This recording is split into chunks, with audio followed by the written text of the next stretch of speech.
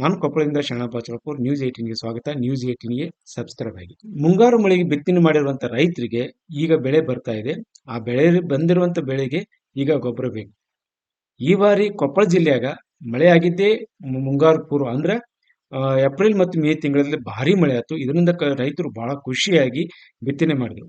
ಆದ್ರೆ ಮಧ್ಯದಲ್ಲಿ ಒಂದೂವರೆ ತಿಂಗಳ ಮಳೆ ಇಲ್ಲದೆ ಬೆಳೆ ಒಣಗ್ತಾ ಇತ್ತು. ಆದ್ರೆ ಕಳೆದ ಪುನರ್ವಸು ಮಳೆ ಆರಂಭವಾದ ನಂತರ ಈಗ ಭರ್ಜರಿಯಾಗಿ ಮಳೆ ಆಗಿದೆ. ಮಳೆ ಆಗಿರುವಂತ ಇದರಲ್ಲಿ ಒಂದಿಷ್ಟು ಬಿತ್ತನೆ ಮಾಡಿರುವಂತ ಮೆಕ್ಕೆಜೋಳ, ಹೆಸರು ಮತ್ತು ಬೇರೆ ಬೇರೆ ಬೆಳೆಗೆ ಈಗ ಮುಖ್ಯವಾಗಿ ಬೇಕಾಗಿರೋದು ಯೂರಿಯಾ ಗೊಬ್ಬರ.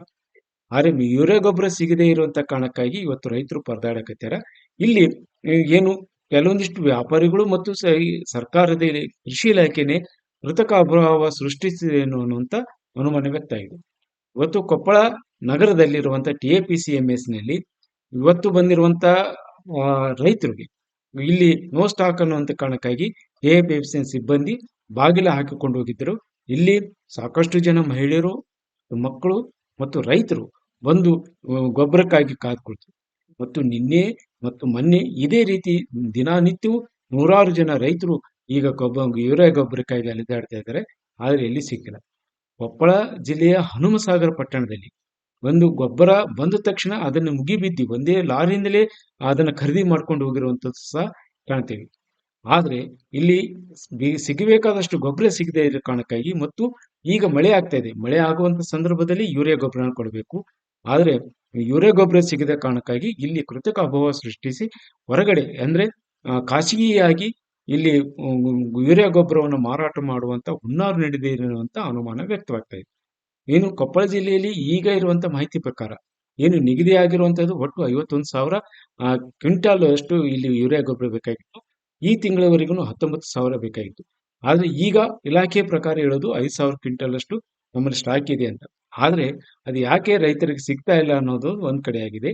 ಜೊತೆಗೆ ಇಲ್ಲಿ ಬರುವಂತ ಇದನ್ನ ಬೇರೆ ಕಡೆ ಕೆಲವು ಕೃಷಿ ಇಲಾಖೆಯ ಸಂಪರ್ಕದಿಂದರಾಗಿರ್ಬೋದು ಅಥವಾ TAPCMS ತರಾಗಿರುವುದು ಮತ್ತು ಸರ್ಕಾರಿ ಸಂಸ್ಥೆಗಳಲ್ಲಿ ಅದನ್ನು ಗೊಬ್ಬರ ಮಾಡದೇ ಇರದೆ ಮತ್ತು ಖಾಸಗಿಯಲ್ಲಿ ತೆಗೆದುಕೊಳ್ಳಿದೆ.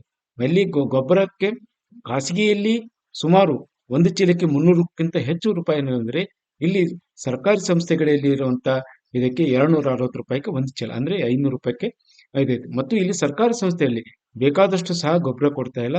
ಕೇವಲ ಒಂದು ಆಧಾರ್ ಕಾರ್ಡಿಗೆ 1-2 ಚೀಲ ಯೂರಿಯಾ ಗೊಬ್ಬರ ಕೊಡ್ತಾರೆ. ಇದು ಸಹ ಸಾಕಾಗ್ತಾ ಇಲ್ಲ, ನಮ್ಗೆ ಗೊಬ್ಬರ ಕೊಡ್ರಿ ಅನ್ನೋದು. ಸರ ಗೊಬ್ಬರ ಇಲ್ಲ, ಗೊಬ್ಬರ ಇದ್ದೂ ಕೊಡಂಗಿಲ್ಲ. ತಾಲೂಕು ಮಟ್ಟದಾಗ ಕೇಳಾರಿಲ್ಲ, ಜಿಲ್ಲಾ ಮಟ್ಟದಾಗ ಕೇಳಾರಿಲ್ಲ. ಆಮೇಲೆ ಜಿಲ್ಲಾ ಮಂತ್ರಿ ಇಲ್ಲಿಗೆ ಬರೋಂಗಿಲ್ಲ, ರೈತರ ಸಮಸ್ಯೆನೂ ಕೇಳಂಗಿಲ್ಲ. ಅವ್ರು BJP ಹೇಳ್ತಾರೆ ನಾವು ಸಾಕಷ್ಟು ಗೊಬ್ಬರ ಕಳಿಸ್ಬಿಟ್ಟಿವಿ ಅಂತ. ಇಲ್ಲಿ ನೋಡಿದ್ರೆ ರೈತರು ಹೊಡೆದಾಡ್ಬೇಕು. ಆ ರೀತಿ ರೈತರಿಗೆ ಕಷ್ಟ ಐತಿ. ಇವತ್ತು ನೋಡಿದ್ರೆ ಬೀಗ ಹಾಕ್ಕೊಂಡು ಹೋಗ್ಯಾರ. ಒಂದು ಚೀಲ ಗೊಬ್ಬರ ಬಿಡೋಕೆ ರೆಡಿ ಇಲ್ಲ ಒಬ್ಬರು ಆಯ್ತು. ಮತ್ತು ರೈತ ಬರ್ಬೇಕು ಒಳ್ಳೆ ಹೋಗ್ಬೇಕು. ಇವ್ರು ರಾತ್ರಿಲೇ ಎಸ್ಕೇಪ್ ಮಾಡ್ತಾರೆ.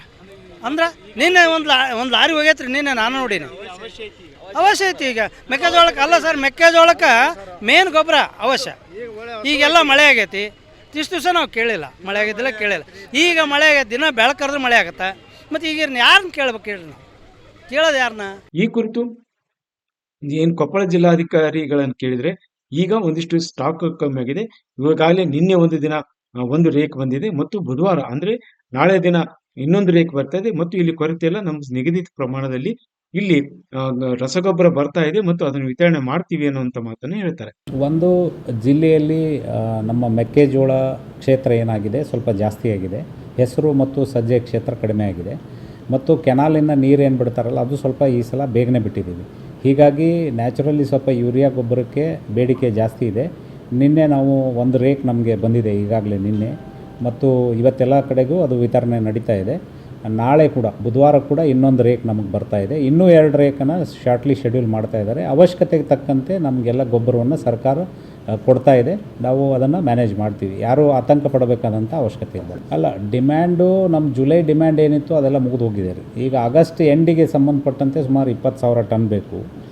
ನಿನ್ನೆ ಸುಮಾರು 1,500 ಟನ್ ಬಂದಿದೆ. ನಿನ್ನೆ ರೇಕ್ ಬಂದಿದೆ, ನಿನ್ನೆ ರಾತ್ರಿ. ಇವತ್ತು ವಿತರಣೆ ಆಗ್ತಾಯಿದೆ. ಪುನಃ ಬುಧವಾರ ಬರ್ತಾ ಇದೆ. ಇನ್ನೂ 2 ರೇಕ್ ಶೆಡ್ಯೂಲ್ ಆಗ್ತಾಯಿದೆ.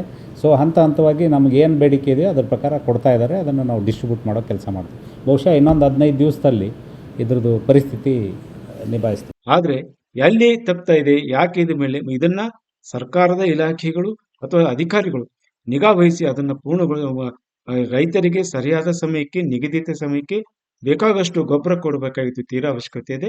ಈ ನಿರ್ಲಕ್ಷ್ಯದಿಂದಲೇ ಇವತ್ತು ರೈತ ಪರದಾಡುವಂತಾಗಿದೆ.